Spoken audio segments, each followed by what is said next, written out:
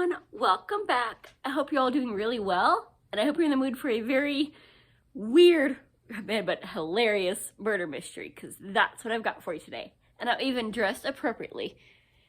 Assuming you can read the shirt. It's like, I'm smiling because they haven't found the bodies yet. Well, this is the most appropriate thing I had to go with this shirt because I don't have a Girl Scout outfit.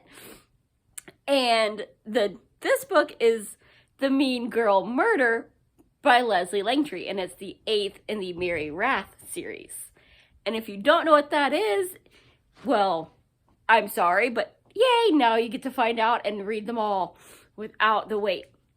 This is basically, it's kind of like her other series, The Greatest Hits, that I love. It's got the same messed up humor, but it's our main character, Mary Rath, used to be a CIA assassin, and then Daddy, who is a very prominent senator, didn't vote how he was told to, so she was accidentally outed as revenge.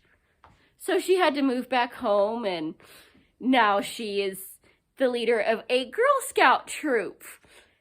And bodies keep dropping around her and her little girls they're not your normal Girl Scouts. They're not all about baking cookies and doing their hair and little girly playing with dolls, though they do kind of like that one. No, these are knife-wielding, knot-tying pyromaniacs that love, anything creepy and disturbing and violent. And they keep kind of like stumbling into bodies with her, and while she tries to shield them from it and keep them from doing their own vicious investigations. And so for this one, it's around Halloween, and they're getting ready to make their float for their parade, and it's supposed to be a big skull on a float, and they walk in to work on it, and there's a dead chick dressed up like a witch, but nobody knows who the heck she is. Or at least they think they don't. Turns out it's one of the girls' dad's assistants. And it might not be a bad thing that she's dead, because this woman was freaking evil.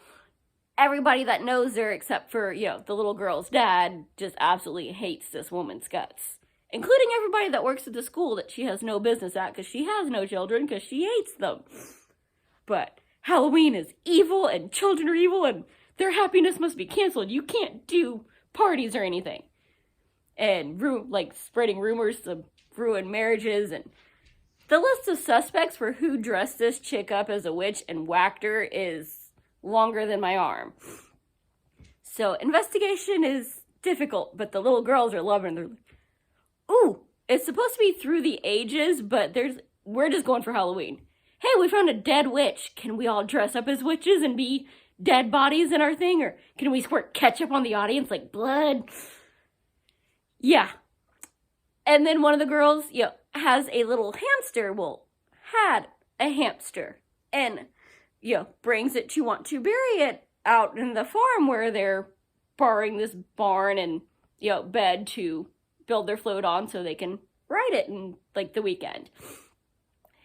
And this is where they are little girls, and it freaking cracks me up. She has her dead hamster that she got when she was 6, because they mentioned this, they've had the hamster for 2 or 3 years. And she names the hamster Booty Call.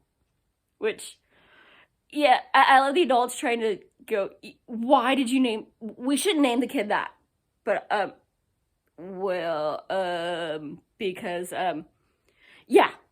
can't say, but what'd you name your hamster Booty Call? And apparently, in little kid fashion, well, that's what you call somebody that keeps yelling to get their butt wiped. And hamsters need their butt wiped, and they like to yell, so duh, Booty Call. And one of the little girls goes, do her little eulogy and over this hamster that they're going to bury. He was a good hamster, but Booty Call's dead now, so take care of him in heaven, unless he bites Jesus, and then send him to the other place. Because how else are they gonna give that eulogy? So I love it. These little girls are the best. And Mary cannot stay out of trouble, and her Girl Scout troop co-leader, who's also one of the few people that knows her identity, though that list does seem to be growing quite a lot. Like, the whole reason you retired is because if people know who you are and what you used to do, you might be the next body to drop. But she went back to her hometown, changed her name to, like, her maiden and middle name, and everybody seems to know that she used to be an assassin.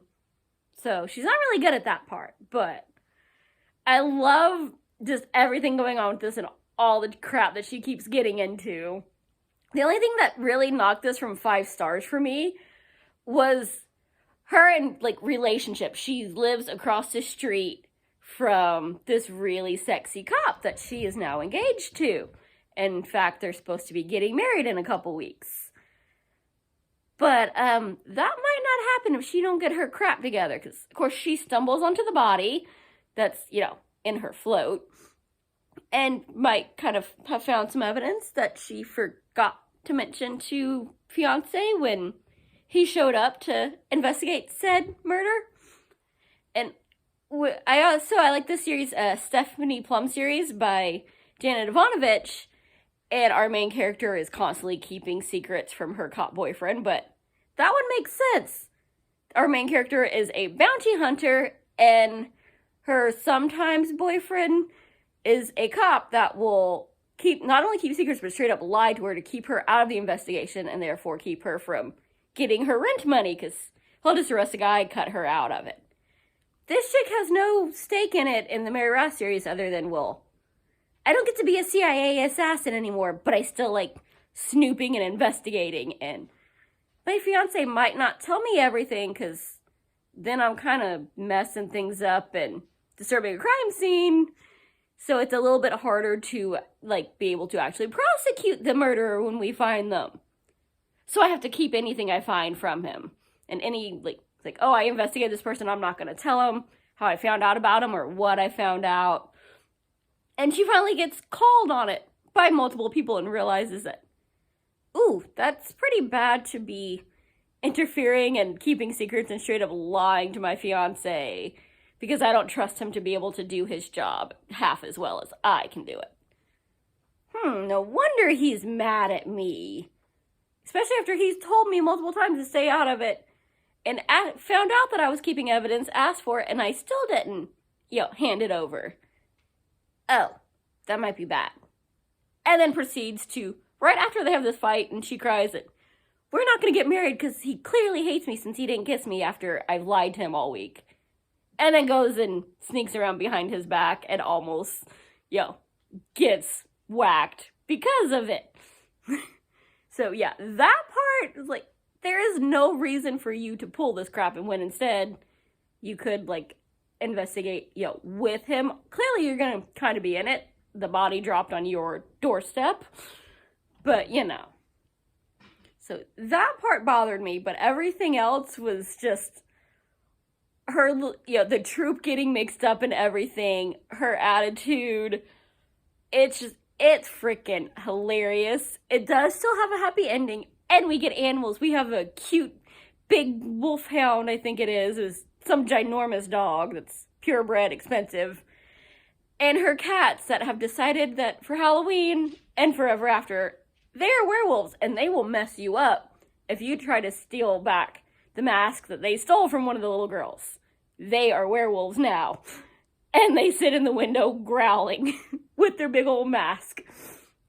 And one of the poor cats that gets made fun of because it kind of has a mustache like a infamous evil dictator. Well, not necessarily dictator, but, genocidal maniac. So, yeah, that poor kitty. So, we've got animal antics and also the poor doggy gets picked on and is terrified of this little kitten despite being like 100 freaking pounds, because doggies are big sweethearts, and speaking from experience, most kitties are evil. I've watched mine beat up my poor doggy multiple times. So, yep, we've got our romance, we've got murder mystery that it's actually kind of hard to figure it out just because every single person you talk to that knew the victim had multiple reasons to want to kill her. So, yeah. you get this fun murder mystery, you get little kids being just off the wall little kids, you get the romance, you get the animals, you get comedy. Just hit up Amazon, or, well, if you've got the cash, I think the books, like the physical copies, are like $15 for a paperback that's 8 years old. So yeah, I'm all for like if you can get the omnibuses. I think almost every book is in a set of 3 for $7, or you can pay like $6 a pop for the single ebooks if you're not sure you're gonna like it, though. I friggin' love them. I hope you do too, and I will see you soon. Bye. Happy reading.